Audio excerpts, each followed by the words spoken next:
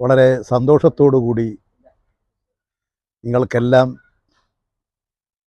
പുതിയ കാലഘട്ടത്തിലേക്കുള്ള വിജയാശംസകൾ നേരുകയാണ്. നിങ്ങളെല്ലാം നമ്മുടെ കണ്ണൂർ ജില്ലയിൽ മാധ്യമരംഗത്ത് പ്രശസ്തമായ സേവനം ചെയ്തുകൊണ്ടിരിക്കുന്ന സ്ഥാപനങ്ങളാണ്. ഇപ്പോൾ കഴിഞ്ഞ തെരഞ്ഞെടുപ്പ് കാലത്ത് നിങ്ങൾ വ്യത്യസ്തമായ രാഷ്ട്രീയ നിരീക്ഷണങ്ങളെല്ലാം ഉണ്ടായെങ്കിൽ പോലും പക്ഷേ നിങ്ങളൊരു മാധ്യമ പ്രവർത്തകരെന്നുള്ള നിലയിൽ നിങ്ങൾ വാർത്തകൾ ജനങ്ങളിൽ എത്തിക്കാൻ നല്ല ശ്രമങ്ങൾ നടത്തി. പ്രത്യേകിച്ച് ഈ തെരഞ്ഞെടുപ്പ് ഫലം ജനങ്ങളിൽ എത്തിക്കുന്നതിന് വേണ്ടി ഒരു മാത്സര്യ ബുദ്ധിയോടുകൂടി തന്നെ എല്ലാ മാധ്യമങ്ങളും പ്രവർത്തിച്ചു. മാധ്യമരംഗത്ത് ശരിയായ വാർത്തകൾ ജനങ്ങളിൽ എത്തിക്കാൻ ഇനിയും മാത്സര്യ ശ്രമങ്ങൾ നിങ്ങളുടെ ഭാഗത്തുണ്ടാകണം. ആ മത്സര ബുദ്ധിയോടുകൂടി പ്രവർത്തിക്കണം എന്നാണ് എനിക്ക് നിങ്ങളോടെല്ലാം അപേക്ഷിക്കാനുമുള്ളത്. നമുക്ക് നിങ്ങൾ കുറേ പത്രക്കാരൊക്കെ കഴിഞ്ഞ ദിവസങ്ങളിലൊക്കെ കാണണമെന്ന് പറഞ്ഞു. പക്ഷേ എനിക്ക് പല കാരണങ്ങളാൽ സമയമുണ്ടായില്ല. അതുകൊണ്ടാണ് നിങ്ങളെ കാണാൻ കഴിയാതെ വന്നത്. നിങ്ങൾ പലരും നേരിട്ട് തന്നെ വിളിച്ചിരുന്നു. പക്ഷേ ചില സമയങ്ങളിൽ ഞാൻ ഇവിടെ ഇല്ല, മറ്റ് ചില കാരണങ്ങളാൽ സാധിക്കാതെ വന്നു. അതുകൊണ്ട് എല്ലാവരോടും വളരെ സന്തോഷത്തോടു കൂടി നിങ്ങളുടെ മാധ്യമരംഗത്തെ പ്രവർത്തനങ്ങൾക്ക് വിജയങ്ങൾ ആശംസിക്കുകയാണ്. എവിടെ എത്തിയിരിക്കുക കോൺഗ്രസ് പാർട്ടിയും UDF-ഉം? അത്യന്തം തകർച്ചയിലാണ്. ഈ തകർച്ച കേരള രാഷ്ട്രീയത്തിൽ പുതിയ മാറ്റങ്ങൾ സൃഷ്ടിക്കും, പല വ്യതിയാനങ്ങളും ഉണ്ടാക്കും. ഇത് വലതുപക്ഷ ശക്തികൾക്ക് കൂടുതൽ കരുത്തുണ്ടാക്കും. ഇപ്പോൾ തന്നെ കേരള നിയമസഭയിൽ BJP 3 സീറ്റ് നേടിയിട്ടുണ്ട്. കേരളത്തിൻ്റെ ചരിത്രത്തിൽ എൻ്റെ അഭിപ്രായത്തിൽ അതൊരു ദുഃഖത്തിൻ്റെ ആരംഭമാണ്. ഇത്തരമൊരു കാലഘട്ടം, അതിൻ്റെ അപകടത്തെക്കുറിച്ച് മനസ്സിലാക്കാനല്ല UDF-കാർ ശ്രമിച്ചത്. അവർ ഇടതുപക്ഷ വിരുദ്ധം, മാർക്സിസ്റ്റ് വിരുദ്ധം ആ നിലപാടാണ് അവർ തെരഞ്ഞെടുപ്പുകളിലെല്ലാം ഉപയോഗിച്ചത്. എന്തിനാ കമ്മ്യൂണിസ്റ്റ് പാർട്ടി മാർക്സിസ്റ്റിനെ എതിർക്കുന്നത്?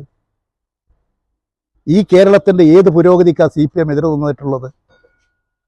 ഏത് ജനകീയ താല്പര്യങ്ങൾക്കാണ് CPM എതിരായ നിലപാട് സ്വീകരിച്ചിട്ടുള്ളത്? എന്തെങ്കിലും ഒന്ന് ചൂണ്ടിക്കാണിക്കാനുണ്ടോ? ഇപ്പോൾ 102 സീറ്റ് കിട്ടിയിട്ട് പോലും ഗ്രൂപ്പ് തിരിഞ്ഞ മന്ത്രിമാർ, ഇവർക്കൊരു മന്ത്രിസഭയുണ്ടാക്കി മുന്നോട്ട് പോകാൻ സാധിക്കുമോ? ഗ്രൂപ്പ് തിരിഞ്ഞ മന്ത്രിമാരായാൽ ഒരു ഭരണം ഉണ്ടാകുമോ? ഒരു ഭരണത്തിന് കെട്ടുറപ്പുണ്ടാകുമോ? ജനങ്ങളുടെ പ്രശ്നങ്ങളിൽ ഏകീകരിച്ച നിലപാട് സ്വീകരിക്കാൻ കഴിയുമോ? ഗ്രൂപ്പ് അടിസ്ഥാനത്തിൽ കാര്യനിർവഹണം നടത്തുന്ന നിലയിലേക്ക് വന്നാൽ ഇതിവിടെ അവസാനിക്കില്ല. ഉദ്യോഗസ്ഥ രംഗങ്ങളിലും ഈ ഗ്രൂപ്പ് വരും. സെക്രട്ടേറിയറ്റ് ഈ ഗ്രൂപ്പിന്റെ ഭാഗമായി തീരും. ഉദ്യോഗസ്ഥ രംഗങ്ങളിലൊക്കെ ഇതിൻ്റെ അലേഡികൾ ഉണ്ടാകും. ഇതെല്ലാം വന്നു കഴിഞ്ഞാൽ കേരളത്തിൻ്റെ സ്ഥിതി എന്താകും? ഈ 10 വർഷക്കാലം ഞങ്ങൾക്കൊരു പെശകും സംഭവിച്ചിട്ടില്ലെന്നൊന്നും ഞങ്ങൾ പറയുന്നില്ല. ഞങ്ങൾ മനുഷ്യരുടെ പാർട്ടിയാണ്. മനുഷ്യരുടെ പാർട്ടിയാകുമ്പോൾ, പ്രവർത്തിക്കുമ്പോൾ, ഒരുപാട് നല്ല കാര്യങ്ങൾ ചെയ്തുകൊണ്ടിരിക്കുമ്പോൾ ചില പെശകുകൾ സംഭവിക്കും. ഒരുപാട് നല്ല കാര്യങ്ങൾ ചെയ്യുമ്പോൾ ഒരു ചെറിയ ശതമാനം തെറ്റുകൾ സംഭവിക്കാം, പെശകുകൾ സംഭവിക്കാം. പക്ഷേ ഇടതുപക്ഷക്കാർ സ്വീകരിക്കുന്നത് ആ തെറ്റ് പറ്റിയാൽ ആ തെറ്റെന്താണ് എന്ന് വിശകലനം ചെയ്ത് പരിശോധിച്ച് കണ്ടെത്തി ആ തെറ്റുകൾ തിരുത്തിക്കൊണ്ട് ഭാവിയിൽ തെറ്റുകൾ ഉണ്ടാകാതിരിക്കാനുള്ള കരുതലോടുകൂടി മുന്നോട്ട് പോവുക എന്നുള്ളതാണ്. ആ നിലപാടാണ് എല്ലാ കാലത്തും ഇടതുപക്ഷം സ്വീകരിച്ചിട്ടുള്ളത്. ഇപ്പോഴും ഇടതുപക്ഷം സ്വീകരിക്കുന്നതാണ്. കേരളത്തിൽ ഇടതുപക്ഷ മുന്നണി 35 സീറ്റിലായി എന്നുള്ളത് കൊണ്ട് ഞങ്ങളുടെ ജനകീയ ശക്തിക്കൊന്നും എല്ലാം തകർന്നു കഴിഞ്ഞു എന്ന് ധരിക്കരുത്. ഞങ്ങൾ ഇനിയും ജനങ്ങളുടെ മുമ്പാകെ നാടിൻ്റെ കാര്യങ്ങൾ, ജനങ്ങളുടെ പ്രശ്നങ്ങൾ, ഇടതുപക്ഷത്തിൻ്റെ പ്രസക്തി, ഞങ്ങൾ നിർവഹിച്ച കാര്യങ്ങൾ ജനങ്ങളുടെ മുമ്പാകെ കൂടുതൽ കൂടുതൽ വിശദീകരിച്ചുകൊണ്ട് ഞങ്ങളിൽ നിന്നും ചോർന്നു പോയിട്ടുള്ള ജനകീയ ശക്തി തിരിച്ചു പിടിക്കാനും ഞങ്ങൾ എതിർക്കുന്ന ജനകീയ ശക്തിയെ ഞങ്ങളോടൊപ്പം കൊണ്ടുവരാനും ശക്തമായിട്ടുള്ള പ്രവർത്തനങ്ങൾ ആവിഷ്കരിച്ചുകൊണ്ട് ഇടതുപക്ഷ ജനാധിപത്യ മുന്നണി കരുത്ത് നേടും. ഒരു സംശയവും വേണ്ട. 1957 EMS അധികാരത്തിൽ വന്നു. എന്തിനാ ഗവൺമെൻറ് അട്ടിമറിച്ചത്? കോൺഗ്രസ് പാർട്ടി എന്തിനാ പിരിച്ചുവിട്ടത്? എന്തെങ്കിലും ജനവിരുദ്ധ നയങ്ങൾ സ്വീകരിച്ചിട്ടാണോ? വലതുപക്ഷ ജന്മി നാടുവാഴിത്ത ശക്തികൾക്കെതിരെ നടപടി സ്വീകരിച്ചു, നിയമനിർമ്മാണം നടത്തി ആ ഗവൺമെന്റിനെ അട്ടിമറിച്ച് കോൺഗ്രസ് പാർട്ടി പിരിച്ചുവിട്ടത്. 59 പിരിച്ചുവിട്ട ഞങ്ങളെ മാത്രമല്ല, കണ്ണൂരിലെ പല സ്ഥലങ്ങളിലും ഫ്ലെക്സുകൾ വരുന്നുണ്ട്. അതിൽ സംസ്ഥാന സെക്രട്ടറി മാറണമെന്ന് ആവശ്യപ്പെടുന്നുണ്ട്. പിണറായി വിജയൻ നേതൃത്വത്തിൽ നിന്ന് മാറണമെന്ന് ആവശ്യപ്പെടുന്നുണ്ട്. നിലവിൽ കണ്ണൂർ ജില്ലാ സെക്രട്ടറി മാറണമെന്ന് ആവശ്യപ്പെടുന്നുണ്ട്. അപ്പൊ ഇതൊക്കെ അതിന്റെ സൂചനകളല്ലേ? നിലവിലെ നേതൃത്വത്തോട് അണികൾക്ക് താല്പര്യമില്ല എന്നതിന്റെ സൂചനയിലെ തന്നെ തെരഞ്ഞെടുപ്പിലെ വലിയ തോൽവി, വലിയ ഉയരുന്ന പ്രതിഷേധം. ഞാനത് നിങ്ങളോട് പറഞ്ഞു കഴിഞ്ഞു. UDF-നകത്ത് അടിപിടി നടക്കുകയാണ്, തെരുവിലിറങ്ങി യുദ്ധം നടക്കുകയാണ്. അങ്ങനെ വരുമ്പോൾ ആ മുന്നേറ്റം, ആ രാഷ്ട്രീയ പ്രശ്നങ്ങളിൽ നിന്ന് ഇടതുപക്ഷവും ഇടതുപക്ഷ ജനാധിപത്യ മുന്നണിയും അതുപോലാണ് എന്ന് വരുത്തി തീർക്കാൻ പാർട്ടി ശത്രുക്കൾ നടത്തിക്കൊണ്ടിരിക്കുന്ന നടപടിയാണിത്. അതെന്തുകൊണ്ടെന്ന് വെച്ചാൽ മുഖ്യമന്ത്രിയാവാൻ പെട്ടെന്ന് തീരുമാനിക്കണം. പ്രതിപക്ഷ നേതാവാകാൻ അത്ര പെട്ടെന്ന് തീരുമാനിക്കേണ്ട പ്രശ്നമില്ല. നിയമസഭ ചേരുമ്പോഴേ പ്രതിപക്ഷ നേതാവിൻ്റെ പ്രശ്നം വരുന്നുള്ളൂ. അവിടെ നിങ്ങൾ ഇപ്പം തന്നെ എടുക്കണം. ആദ്യം നിങ്ങൾ എടുക്കണം. നിങ്ങളുടെ നല്ല മനസ്സിന് നന്ദി. പക്ഷേ മുഖ്യമന്ത്രിയാക്കാനുള്ള ആളുകൾ തമ്മലടിച്ച് നടക്കുകയാണ്. അതാ പ്രശ്നം. മുഖ്യമന്ത്രി ഇല്ലെങ്കിൽ പിന്നെ പ്രതിപക്ഷമുണ്ടോ? ഇനിയിപ്പോ പ്രതിപക്ഷം ഇല്ലാതെ, മുഖ്യമന്ത്രി ഇല്ലാതെ ആ ഭരണം അങ്ങ് പോയാലോ? പിന്നെ പ്രതിപക്ഷം ഉണ്ടായിട്ട് കാര്യമുണ്ടോ? പ്രതിപക്ഷ ഞാൻ പറയുന്നത് മുഖ്യമന്ത്രിയാക്കാൻ കഴിച്ചിട്ടില്ല. മുഖ്യമന്ത്രി ഇല്ലാത്തതുകൊണ്ട് ഒരു ഭരണം ഉണ്ടാകുന്നില്ല. പിന്നെ പ്രതിപക്ഷമുണ്ടോ? പ്രതിപക്ഷ നേതാവുണ്ട്. പിന്നെ ഇവിടെ അതാണ്, മുഖ്യമന്ത്രി ഇല്ലാതെ ഇങ്ങനെ തപ്പിത്തടഞ്ഞ് നടക്കുകയാണ്. ഗ്രൂപ്പുകൾ മത്സരമാണ്. ആ മത്സരം മൂർച്ഛിച്ച് മുഖ്യമന്ത്രിയെ വേണ്ട എന്നുള്ള നിലയിലെത്തി. BJP-യുടെ കൈവശം ഒരു ആയുധമാവുകയാണെങ്കിൽ പിന്നെ പ്രതിപക്ഷ നേതാവിനെ തിരഞ്ഞെടുക്കേണ്ട പ്രശ്നമുണ്ടോ? അതാണ് ഞാൻ മനസ്സിലാക്കുന്നത്. പാർട്ടി സെക്രട്ടേറിയറ്റോ സംസ്ഥാന കമ്മിറ്റിയോ ഒന്നും അത് ആലോചിച്ച് കഴിഞ്ഞിട്ടില്ല. അതെല്ലാം ആലോചിച്ച് കഴിയുമ്പോൾ നിങ്ങളോടൊക്കെ പറയും. പിണറായി വിജയനേക്കാളും നല്ലൊരു സബ്സ്റ്റിറ്റ്യൂട്ട് അതിലേക്ക് ഇല്ലാന്ന് തോന്നുന്നു അല്ലേ? നിങ്ങളുടെ അഭിപ്രായങ്ങൾ അതാണെങ്കിൽ നിങ്ങളത് പറഞ്ഞോളൂ.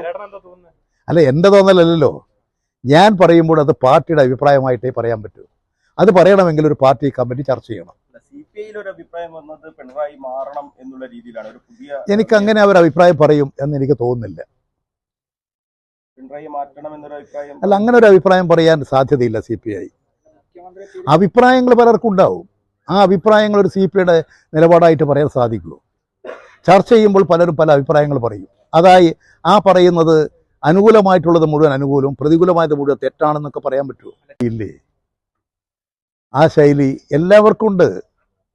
ആ ശൈലി ഏതെങ്കിലും നിങ്ങൾ ചോദിക്കുന്ന ഏതെങ്കിലും ഒരു ചോദ്യം, ആ ചോദ്യത്തിൻ്റെ അടിസ്ഥാനത്തിലാണ് ഈ തോറ്റതെന്നാണോ? നമ്മളൊക്കെ മനുഷ്യരാണ്. ആ മനുഷ്യരായ നമുക്ക് നിങ്ങൾ ഒരുപക്ഷെ ഇപ്പോൾ എന്നിൽ നിന്ന് സ്വീകരിക്കുന്ന ശൈലി ഉണ്ടാവും. നിങ്ങൾക്കതിനോട് വിയോജിപ്പുണ്ടാവും. അത് നിങ്ങളും നിങ്ങളുടെ ഒരു അഭിപ്രായമായിട്ടാണ് കാണുന്നത്. അതിനെയെല്ലാം നമ്മളെടുത്ത് ഒരു പൊതുവൽക്കരിക്കുക എന്നുള്ള നിലപാടാണ് ഇപ്പോൾ കാണുന്നത്. അതൊന്നും എനിക്കറിയുന്ന കാര്യമല്ല. ഈ കാര്യങ്ങളെല്ലാം, ഏത് കാര്യങ്ങളും പാർട്ടിയിൽ ചർച്ച ചെയ്ത് തീരുമാനിക്കേണ്ട വിഷയങ്ങളാണ്.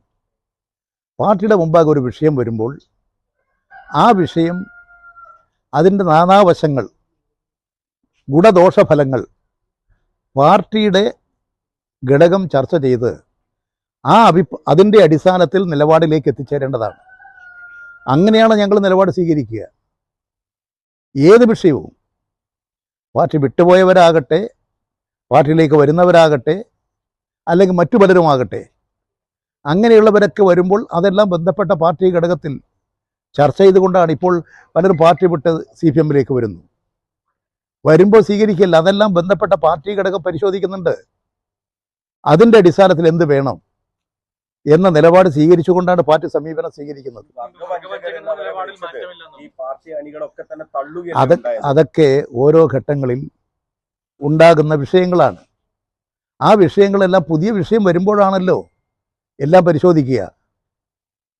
ആ വിഷയങ്ങൾ പരിശോധിച്ചുകൊണ്ട് ടി.കെ. ഗോവിന്ദൻ ജയിച്ചതിന് ശേഷം കോടിയേരി ബാലകൃഷ്ണന്റെ വീട്ടിലേക്കാണ് പോയത്. അവർ അവിടെ വലിയ സ്വീകരണം കിട്ടി. വർഗവഞ്ചകർ എന്ന് വിളിക്കില്ല എന്നാണ് കോടിയേരി ബാലകൃഷ്ണന്റെ ഭാര്യ വിനോദിന് പറയുന്ന ഒരു സാഹചര്യം ഉണ്ടായത്.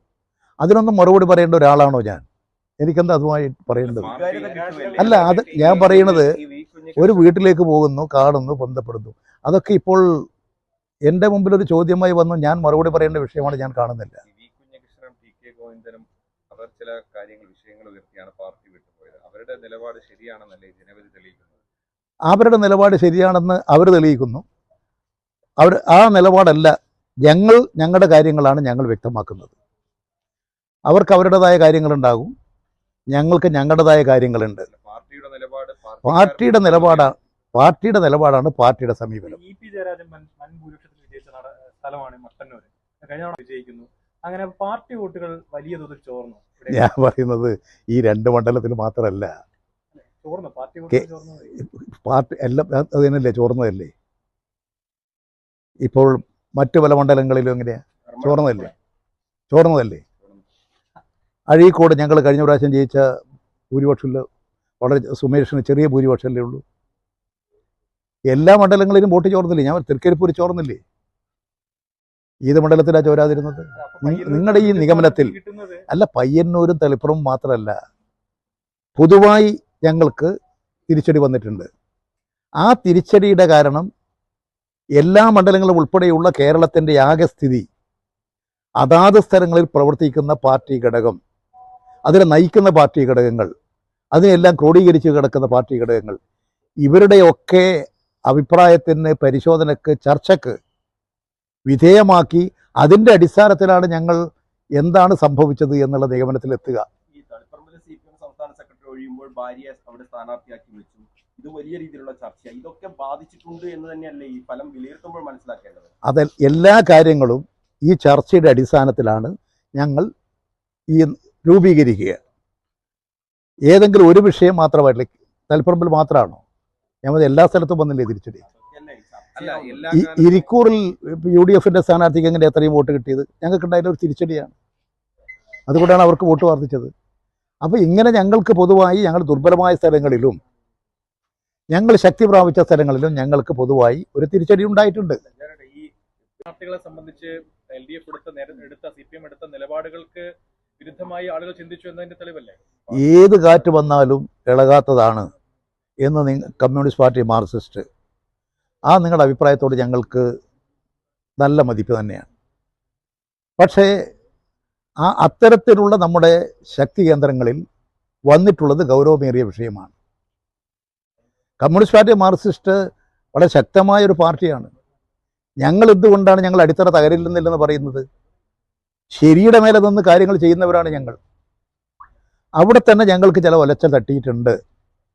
ഇനി നമ്മൾ കരുതേണ്ടത് ഏത് കാറ്റിനെയും പ്രതിരോധിക്കാനുള്ള കരുത്ത് നേടുക എന്നുള്ളതാണ്. ഇപ്പോഴുള്ള അനുഭവത്തിൻ്റെ അടിസ്ഥാനത്തിൽ ഏത് കൊടുങ്കാറ്റടിച്ചാലും തകരാത്ത നിലയിൽ അടിത്തറയും മേൽപ്പുരയും സുശക്തമാക്കാൻ വേണ്ടിയിട്ടുള്ള നിലപാട് സ്വീകരിച്ച് പ്രവർത്തിക്കുക എന്നുള്ളതാണ്.